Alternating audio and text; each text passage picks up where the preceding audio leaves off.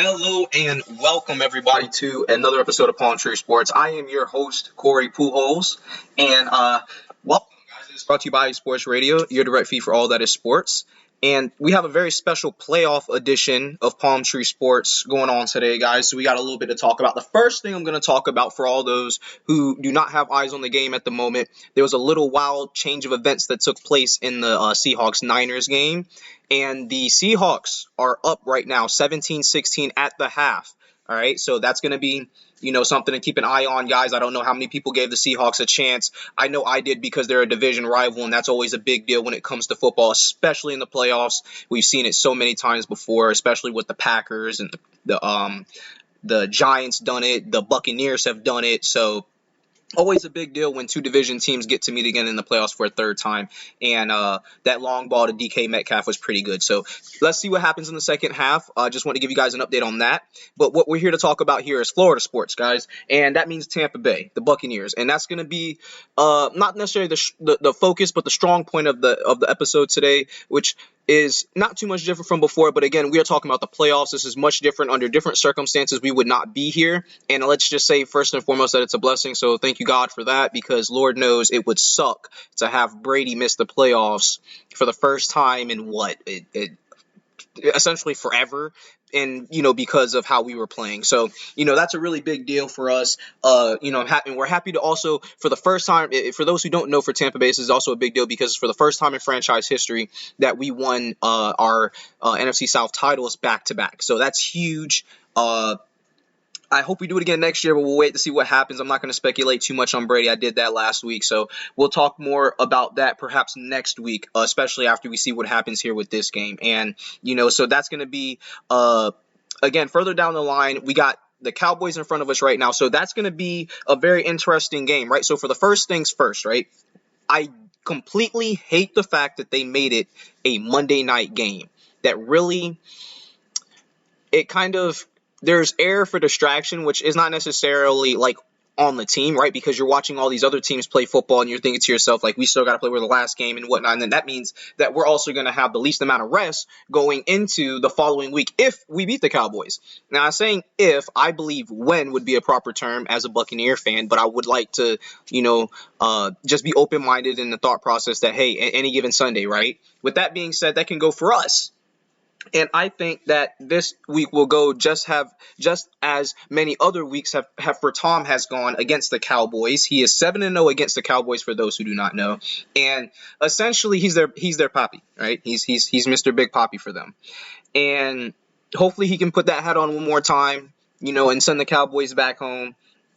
I'm going to talk about the Cowboys just for a little bit since that's a team that we're going to be playing in the playoffs. And the reason why I want to talk about them is because 2 years ago we played them in the first game of the season. It was a thriller. Last year we played them first game of the season. That was a thriller. What's going to happen this time? So we'll see what kind of team shows up for the Cowboys. They're a very talented team. I will say this, though. I'm going to go ahead and break down a couple of things that I think could go into our favor. And I want you guys to follow me here, okay? I sympathize with the Packers. That's one of those teams I'm a little bit more fond of versus not liking at all. When Mike McCarthy left, that was a franchise saying, listen, dude, this guy's carrying you. All right, you're not coaching him to greatness.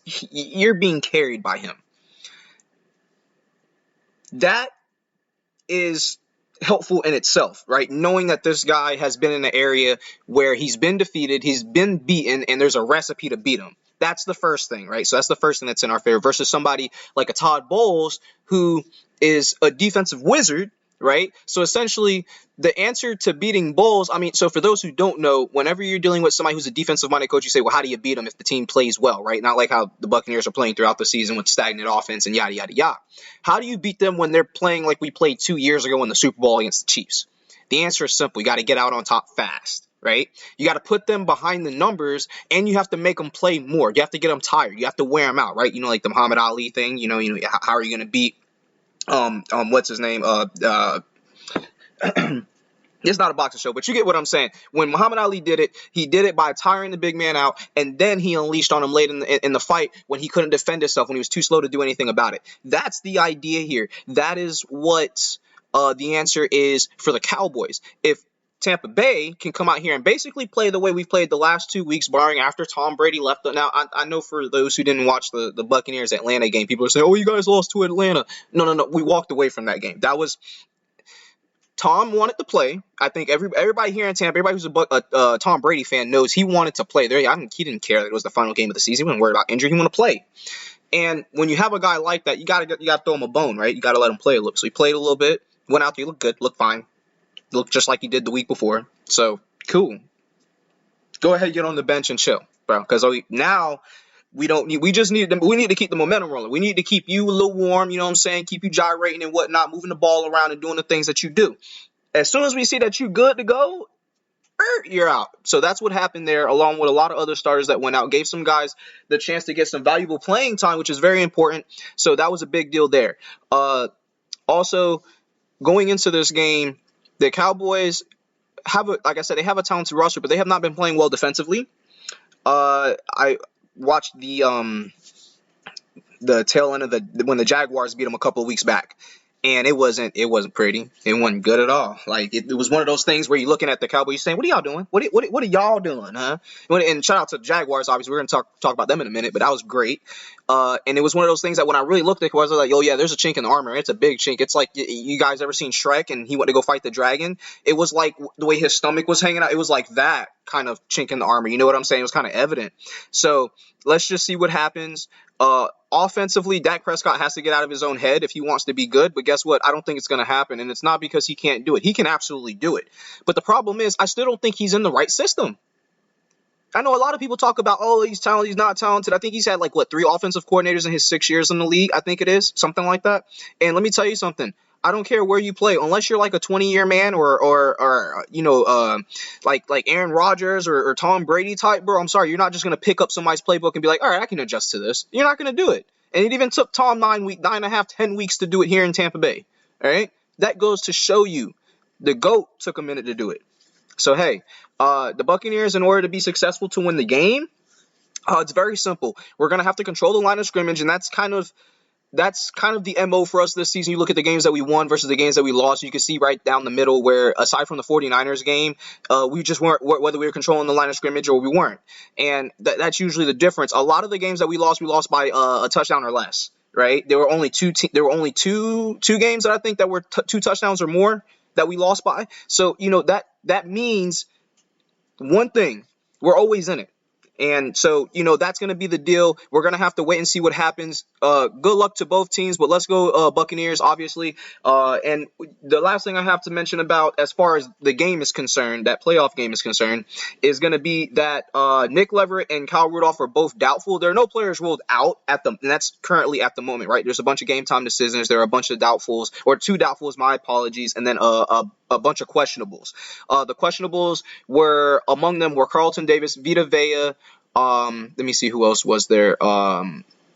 There were 3 other players after that, and I can confirm this though, that Kyle Rudolph is almost definitely not going to play. His issue is a knee injury, and it's been the lagging knee injury that's been, setting him home from practice early type, injury. So I'm not sure if it's something that can be repairable or if he's basically just going to have to retire after this season, but that's just something we're going to have to wait and see. So, that's going to be a big deal for the Bucs, not having basically anybody that's a relative starter that's going to be out, right? So, that's good.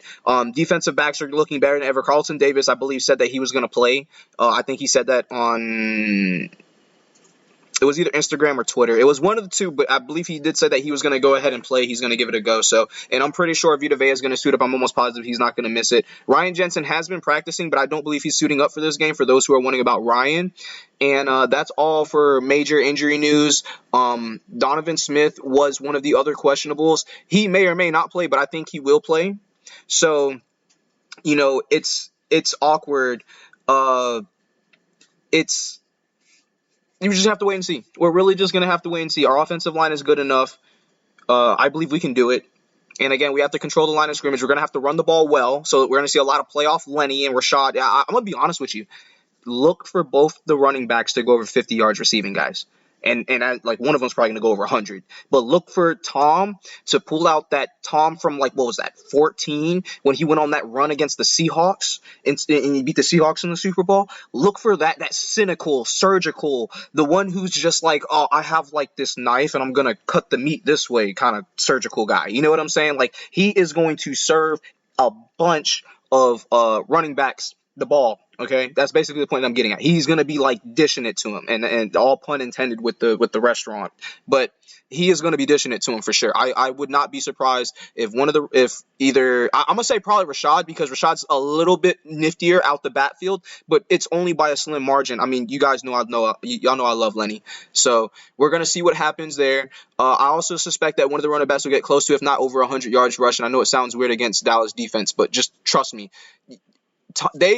Tom knows that he can pretty much, and I'm not saying this to be insulting, but Tom knows that he can reach out and break Diggs at any moment because of the way that he plays the football. Knowing that is the case, and if you're going to double Mike, which you need to, if you don't, we already saw what happens when you don't double Mike, 207 yards, 3 touchdowns, yada, yada, yada. So you got to double Mike, right?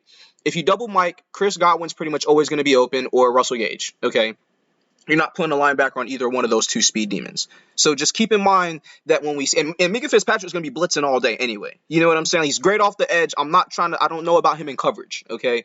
He's definitely not one of those guys, and he's not Deion Sanders or something like that in coverage. So, knowing what side he's going to be coming off the ball, sliding the protection over, when Tom finds out if it's zone or man, he's going to know exactly what he was going to, and if that doesn't work out, he'll have a backup plan, which is most likely going to be one of the running backs. So guys, watch out for that. That's basically going to be the key for us. There you guys go. There's the synopsis for that game. Let's move on to the Jaguars. The Jaguars are a team to be very excited about. So first things first, the Jaguars just made it to the playoffs with one of the youngest rosters in the NFL, first and foremost, behind a guy that a lot of people thought after his first year was dead in the water. And I told you guys at the beginning of the season. So it's funny because we're on episode 18, right? I believe on the first or second episode is when I talked about what the Jaguars could do, especially with the work that they had put into the cap. I said this, and it's funny because all I did was pop off, and I'm just glad they made me look good, which is a quote from the 93 NBA championship game. But we're not going to talk about that. The point is, I said that basically, okay, that what was going to happen with the Jaguars is that whether they start slow or not, they were going to probably be the best team in that division. Okay, now you would think, you look at the division, you say, oh, it's Tennessee, really, back-to-back division crowns, go to the playoffs, beat Tom recently in the playoffs back when he was in New England, yada yada yada. No, guys, Duval County, stand up, baby. Hey, they handle business. I don't know what else to say, bro. I can't tell you how excited I am for the Jaguars and for them to be representing, their division, especially with all the work that they put in, especially behind the scenes, right? Practice, because you could see it in the team as they matured, that they started finding a rhythm. And just like anybody in any sport, when you find a rhythm, it's going to be hard to stop you. It's going to be really, really hard to stop you. Like, for instance, for those who love Michael Jordan, if you guys remember in Jordan's playoff career, Game 4s were historically his game. Like, he's Mr. Game 4, right? This guy, what was his average in Game 4s? Like, it was above 30 points. Like, but it's a stupid number. Like, it's ridiculous. It's not something that you would see on a regular basis. The point that I'm making is it's a similarity, right? So, that's basically what the killer mentality, or Mamba mentality, if you will, that kind of thing that you're going to be working with. So we'll see what the Jaguars can do. I believe that they can win the game. I believe that they will win the game, and they'll do it behind a tremendous running offense that's going to pop out today. And I know, for instance, ETM has been just lighting it up from the backfield. So that's just one thing you love to see as a Jaguar fan. But what's going to be key is Trevor Lawrence has to play well, and he's going to have to play well on third down. All right, guys. So for all those who haven't watched a Jaguars game, if you watch the beginning of the season, it's not the same team that you saw then. It's just they're two completely different teams. Okay, that team was like, okay, what do we have here? Let's put the cannon over there, and let's put the other thing over here, and that's how they were at the beginning of the season. Now they're just like, all right, everybody, get to your positions. Let's go ahead and handle business. All right, it's affluent. There's nobody's running around like a chicken with their head cut off. They're not confused. Like they're getting to their landmarks. On offense, they're producing, at the line of scrimmage. First and foremost, what you got to do, you got to win at the line of scrimmage, especially if you're going to run the ball. And then that's essentially what they've been doing. When you do that, you set up the play action. When Trevor Lawrence in play action, especially outside the pockets of what's his name from the Packers? Y'all know who I'm talking about, Aaron Rodgers. Okay, so this will be a kind of a hey, are you guys here or are y'all just showing up? You know what I'm saying? Y'all here for for the after party, or y'all just here for a couple of drinks and you bouncing? We're gonna find out if the Jags are here to stay in the playoffs and make any type of deep run. I think that they can do it. I said that at the beginning of the season, and like I said, all I did was pop off, and I'm just glad they made me look good. So, good job, Jags. Let's go, Jags. Now, on the other side, you got one Justin Herbert. So for all those who don't know, I am a avid Justin Herbert fan. I followed him in college. I was glued to him in Oregon. Let's just say he put that school on the map since Mariota had left. And sheesh, he was so for all those who don't know, I love Cowboys. The whole Western, the classic Western thing. My favorite ones, I should say, are the Magnificent Seven and The Harder They Fall. Right, those are two of my favorite Westerns. Absolutely wonderful movies. And that's what I think about when I think about Justin Herbert. He's a cowboy. You know what I'm saying? Out west, just slang it around. You know what I'm saying? Like Brett Favre, but a little bit more, precision and accuracy inside the pocket until he gets rattled. Because when you hit him, then he starts getting a little off because he starts sensing that pressure. He had that problem in college too. He just didn't get hit often. So I am ecstatic to see these two run it. I don't want to say run it back. I don't think they played each other yet in the NFL. And then in college, let's see, that was Clemson and Justin was at Oregon. I don't think those two meet in college. If they did, it was in the playoffs for sure. But I don't think they met in college. So this could be the very first time that we get to see them. Two young quarterbacks who absolutely tore it up in college, and I have extremely high hopes for here in the NFL, and that's what intrigues me the most about this game is to see these two young dudes duke it out. Like I said, it's going to be a good old-fashioned Western. They're going to be slinging it around. There's going to be some running of the football and some play action, but if those defenses don't show up, we might be in for a shootout, guys. So don't be surprised if that happens. I absolutely have the Jaguars winning this game, personally speaking. I would love to see them win it behind great defense, so I'm hoping the score is going to be somewhere around 31, 32 to 20-ish, because I can't count out the Chargers. They can absolutely do something, but the playoffs tends to bring out more from players, and people are always surprised whenever teams do well in the playoffs. And you guys got to remember just one thing: it's just football. Yeah, we're in the playoffs, and it's a big deal. But you elevate yourself on the field. Don't let your mind get the better of you, because playing football, I saw that happen to guys. I see them get burned on a play, and they're just mind screwed. They just don't know what to do next. They're like, shoot, I don't know, man. And then they get burned again, and they get burned, and their confidence is gone. Let me tell you something, guys. I got burned, but it didn't happen often, because after I got burned, I zoned in. I dedicated my entire next whatever amount of energy and time that I was exerting out for that sport or whatever game we were playing. I absolutely just pushed it out and made sure that I was focused in on what I needed to do and be the best that I could be, especially on the next play. So if these young guys can do it, they'll be good to go. And they got to just keep from making a big mistake and don't turn the ball over, right? So don't turn the ball over. And obviously, in a playoff game, you want to make sure that you get into the quarterback and you're not letting them get to your quarterback. Those are the two biggest things, turnovers and sacks, especially when it comes down to third down.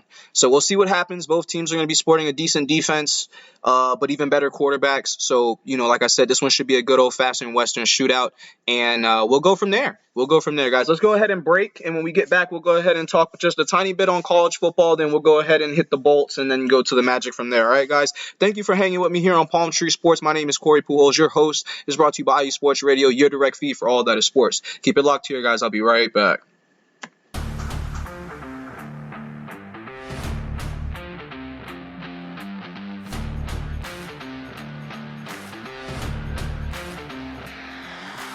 What's good, fight fans? It's your boy, Marcus Los Great, here to give you what you want, here to give you what you need. Yeah, man. Yeah. I'm coming to you live, straight from your mama's basement with a crispy white tea. We are coming to you live every Tuesday at 10 p.m. Eastern Standard Time. powered by IE Sports Radio, your direct feed for all that is sports.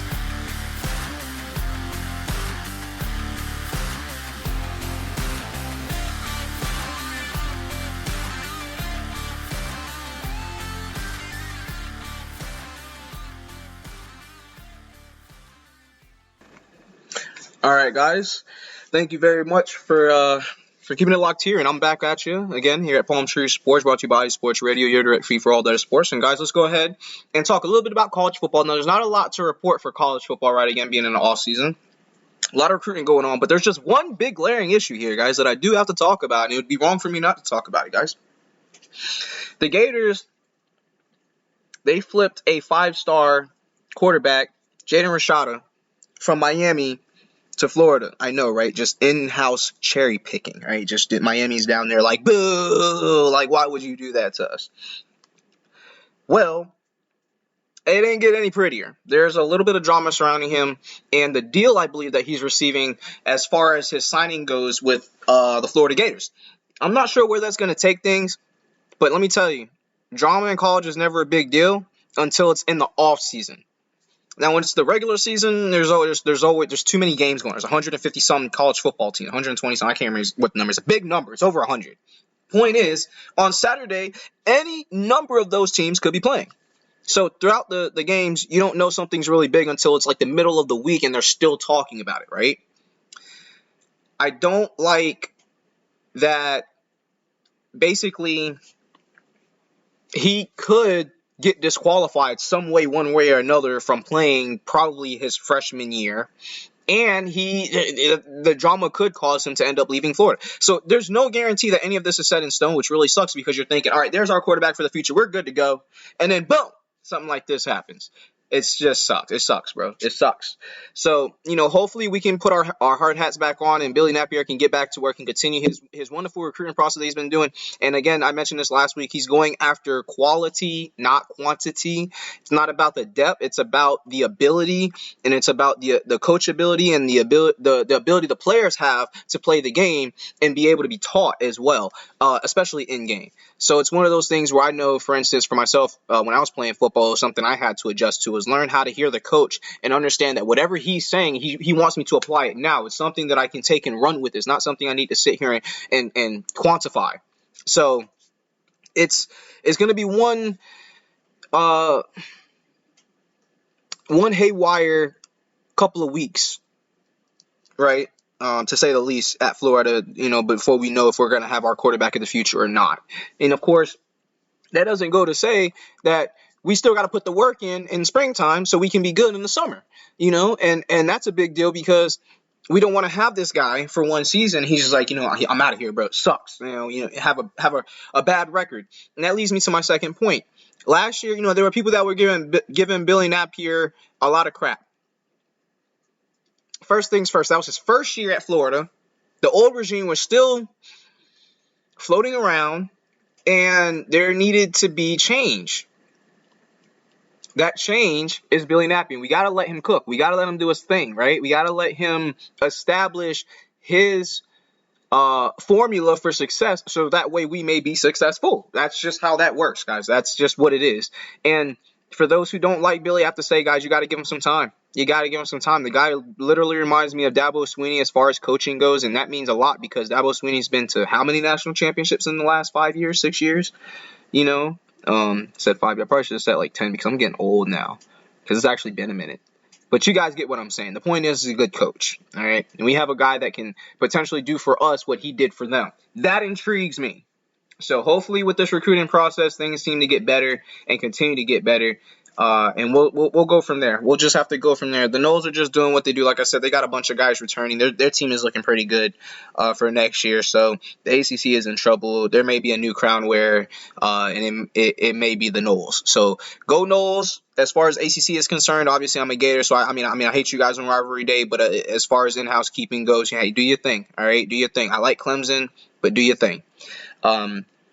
So now we're going to go ahead and move to the Bolts. Again, there's not too much to cover with college football just simply because, again, we're in the off season. So, until springtime, we're basically just going to be sitting here waiting for, definite news, essentially. Things like when the blue and orange game is going to be, when the first game of the season, especially like as far as teams and what's going to be on paper versus the to be announced games, because that always happens for those who don't know, especially in the Southeast here. There's like always something, especially in the rainy season. Okay, and the rainy season down here, guys, isn't normal, right? Like it's not like 3 months. It's like from freaking end of March to like September-ish, yeah, basically, beginning of September-ish. Like, I mean, not October. October starts getting nice. The weather starts getting really nice down here, but you guys get what I mean. Like, that weather's going to be wild.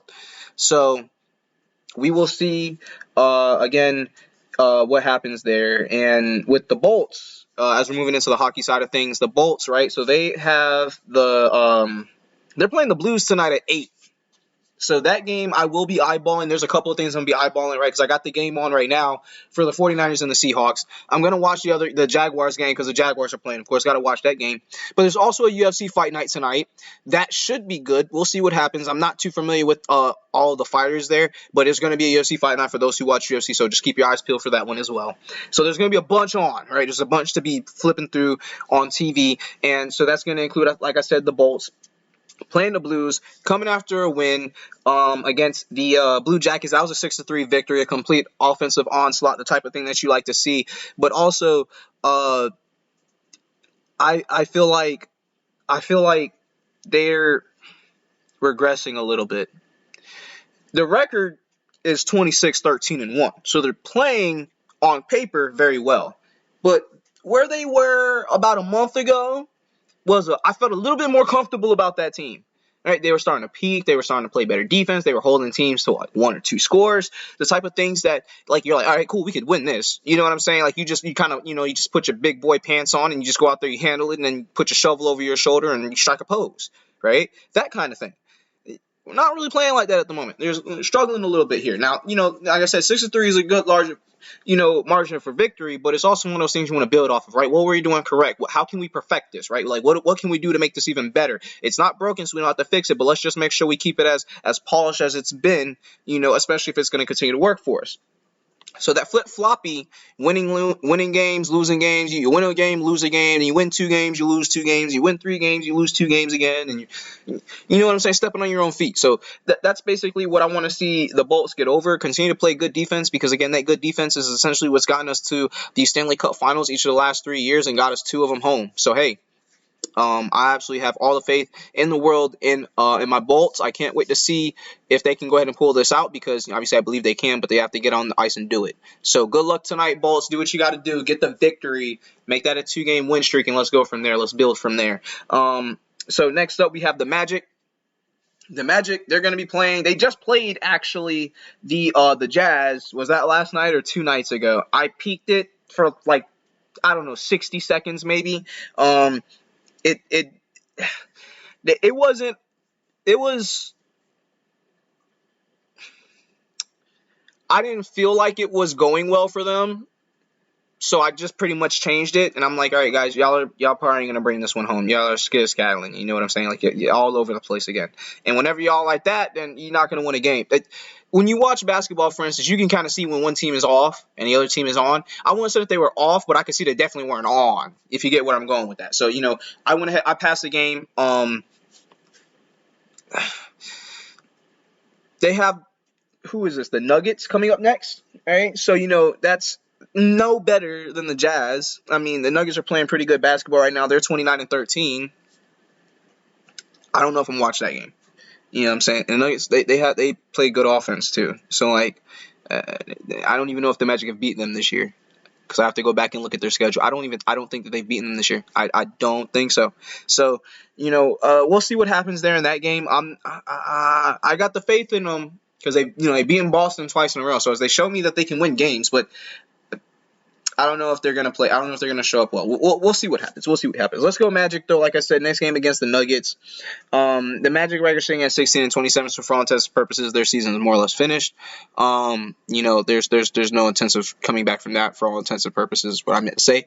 And we'll just have to wait and see how they do after the All-Star break. Maybe they can build off from there and get some deserved rest and recollect, come back with a new game plan, and go from there. Still a young team, as I always mention, so there's a lot to build, but they got to come out and perform. They got to come out and play, and it starts with great defense, and you got to score from there.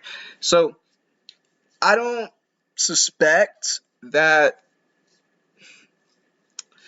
not this year, not next year, but the following year the Magic will be here. And I'm saying that to say that, for instance, my dad is a Magic fan. So I'm more of the Miami Heat, but he does like the Magic, and he'll, occasionally, put the game on and basically just kind of see where they're at and how they're playing and whatnot. I think he would agree with that assessment that they're very young right now. So they're not very good at finishing. They can get off to hot starts and they can perform well sometimes, but they're just not a very good finishing team.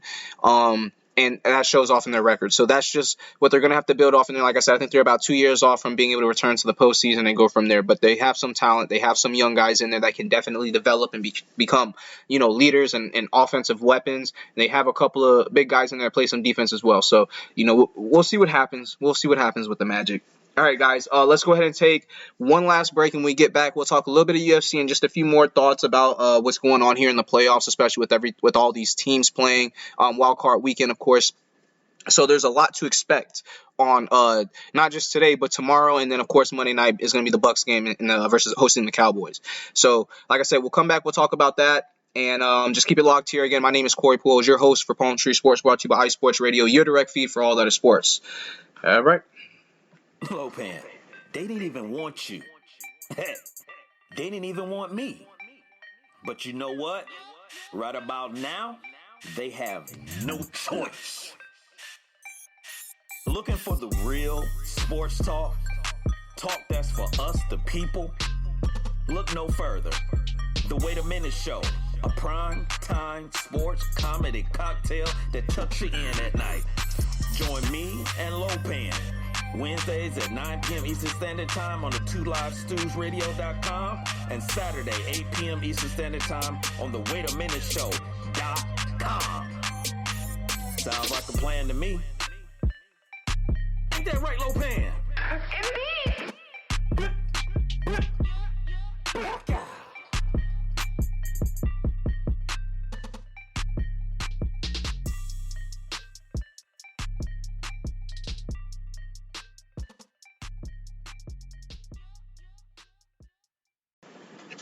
Alrighty, you guys, thank you for keeping it locked right here at Palm Tree Sports, brought to you by iSports Radio, your direct feed for all that is sports. And so let's go ahead and talk about a couple of things real quick, right? So the UFC fight card tonight has, and this is just a quick couple of notes real quick, guys. The UFC card tonight has Sean Strickland fighting. For those who don't know, he was the guy who fought Alex Pineda before Pineda got the chance against Israel Adesanya and got the belt. So he's by no means a bad fighter, but he is relatively aggressive, but easily flat-footed when he fights a guy that can create some rhythm for themselves on offense and kind of parry very well, depending on whichever hand that they use. So that'll be something to keep an eye on. The guy that he's fighting, I'm not very familiar with, so we'll have to get a look at him tonight. Imavov is his name or so. I can't pronounce it properly. I'm not exactly sure. I think he might be from Russia or something like that, but with that being said, that'll be a fight to keep your eyes on. It's the main event, but it's a fight night, so it'll be on. It should be on regular TV or ESPN if you guys have the app. So that'll always be good. If you guys are looking forward to that. Now, as far as the rest of the playoffs are concerned, like I said, there's going to be a lot going on. The first game that's on right now, again, the 49ers and the Seahawks. The 49ers are up 24-17 now. I think we scored a touchdown. Went down the field. So Seahawks are struggling right now. It's about to be the end of the third. We'll see what happens there. Again, next up, we're going to have the Jags versus the Chargers. Again, that's going to be a really good game. 31-24, that's an interesting score for it. I could actually see it happening. You guys got to remember, again, Justin Herbert's a gunslinger. That guy, he could just go off at any moment. That's the thing. But what I wonder is if the defense will be – see, I think people look at the Jaguars and they think, oh, they're just the Jaguars. And people look at the Jaguars like, this team has never been to a Super Bowl. They're a very young team, right? One of the youngest teams in the NFL if you look at, as far as the duration of them being alive as a franchise. And because of that, it's going to make you really question and put things in perspective as to, do these guys just underestimate the Jaguars, because they're so young? We saw that happen a few years ago when they went, to the NFC Championship game, ultimately losing to Tom and the Patriots that game. So It's happened, and history may very well repeat itself. With that being said, the Jaguars have to also play defense against Justin Herbert. This is not a one-way street. Again, Justin Herbert, he's a shooter. He is gonna hit his shots, and he is gonna take them. He's not going to be afraid to send that thing right down the middle of the field if you're only playing one safety. All right. So I don't know what's going to happen again in the game. It's going to be very entertaining. But again, I think it's going to come down to the Jaguars run game. I think that will end up being potent. I think the Chargers defense will get tired and start to wither. And whenever that happens, it becomes easy because you got to remember, what are the approaches that you're taking to the game? You know that the Chargers are going to come out here. They're going to sling it around. They're going to throw it. That's what the gunslinger's for, right? When you look at the Jaguars, they're a little bit more well balanced on offense, right? Like they have some good receivers, they got a good quarterback, they got a good tight end, they got a good running back. Okay, they got a little bit of everything here, so they're gonna mix it up. And just like a good old fashioned martial arts battle, I suspect it'll be the body blows that tire out the Chargers. Although I would not be surprised if the Chargers ran away with this. But gotta represent. So that's that. Again, with the Buccaneers game versus the Cowboys, and I'll mention that one again because again that one's gonna be on Monday night. There's speculation that if the Cowboys lose, that Mike McCarthy may get fired. There's speculation that if he wins and then loses the following week, that he may get fired. So there's a lot of not so gray area in Dallas right now. Now, one thing we know about Mike McCarthy is that he is very liked by oh my goodness, guys, real quick, pausing what I was saying. Seahawks just turned the ball over, recovered by no other than Joey Bosa. Nick Bosa. Is that Nick Bosa? I can't remember which one the Niners have. There's two of them. Recovered by, so they're about to and they're in good field position. They're right there near at midfield. So it's not good for the Seahawks. I'm gonna be honest with you guys. It's something I was gonna talk about too. I really hope the Seahawks find a way to pull this out because as far as I'm concerned, the 49ers are the scariest team in the NFC. All right, that defense is just ridiculous. I'm a Nick Bosa. Thank you. I like the Niners a little bit more than other teams against one of those teams, but I do not want to play against them when they have a defense like this. It's ridiculous, bro. Like they said alert the rush call, and they basically it was a standing sack on Geno Smith, and they stripped the ball. So whenever you see those, it's like, oh crap, the defense figured something out. They figured out like how to get to the quarterback essentially. And you don't like to see that because games break down very quickly after that. They break down very quickly. So as far as what I was going to say about the Tampa Bay Buccaneers and the Mike McCarthy thing is that we know Jerry Jones loves him some Mike McCarthy. Why? I don't know. That's between them. Bromance going on. But, I don't know. I don't know, guys. I don't know. I don't think Mike McCarthy's the answer. I didn't think he was the answer in Green Bay. I don't think he's the answer in Dallas. So hopefully, regardless of what happens, they can figure out. I think Tampa Bay's going to win. They have the Cowboys at a 3-point favorite. Okay, but first off, the game's taking place here, so I don't care where you were playing football before. You come into Tampa to play football, and we don't know what the weather's going to say. Because today it was cold. It was very cold. It was 40-something degrees out here today. And there was just a little bit of wind, but just enough for you to go out there and your nose get a little frosty and whatnot. And you're like, all right, cool. This is not it. Can we get back to the regular programming? Where's that 75-degree weather at? What is this? Okay. So that's what we may have to look forward to. Or it might be 72 and chilling. We'll see. We'll see what happens, guys. We'll see what Monday says, but odds are it's probably going to be a little cold. It's going to be a little cold. I just hope it doesn't rain. I hope it doesn't rain Monday night. That would suck. It'd be cold and rainy. But we're playing here at home. That's always a blessing.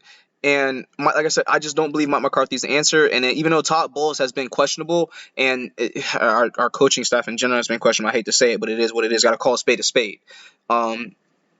He's a defensive wizard. That's the saving grace of all this. Mike McCarthy is an offensive-minded head coach. Okay? I'd rather have the defensive-minded head coach. You trust me, you can come up with a scheme, bro. And I'm not saying that passively. You can come up with a scheme and your players can execute the scheme properly. And it doesn't matter if they can see it coming. What only matters is if they can stop it or not. If they can't stop it, then guess what? I'm taking it to the bank.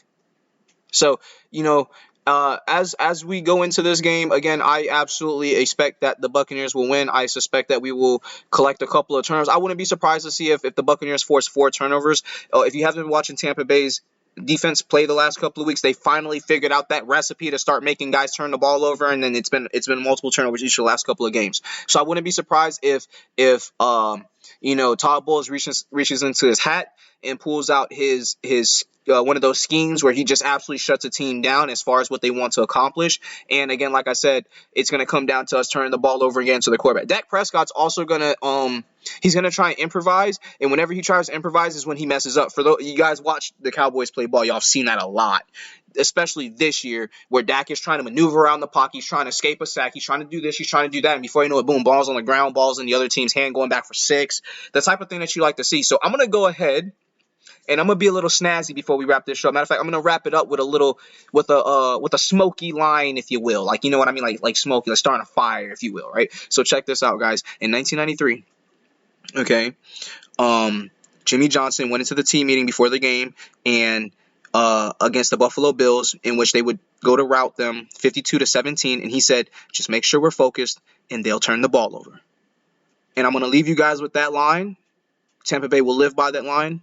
We'll breathe by it, and we're going to win by it. We won't die tonight, guys, and we won't die on Monday night either. So with that, I appreciate you guys having it here. Thank you so much for enjoying this Saturday evening with me here. And like I said, guys, keep it your TV on a swivel, because there's going to be a lot of great stuff on tonight. If you haven't seen the game yet, turn it on. I'm not sure if it's getting good or getting blown out, but guys, we're going to have to wait and see how this Seahawks defense, responds and whatnot. And we'll have the final games the first game's decision soon enough as we move into this fourth quarter. So thank you again for keeping it locked here at Palm Tree Sports. I am your host, Corey Pujols. Hit me up on Twitter at Corey Pujols if you guys want to talk sports or anything. I'm there all the time, easy to reach. And again, I just look forward to seeing you guys same time, same place next week, and we'll talk hopefully about a Buccaneers victory. Thank you, guys. Have a wonderful evening. Enjoy. Peace out.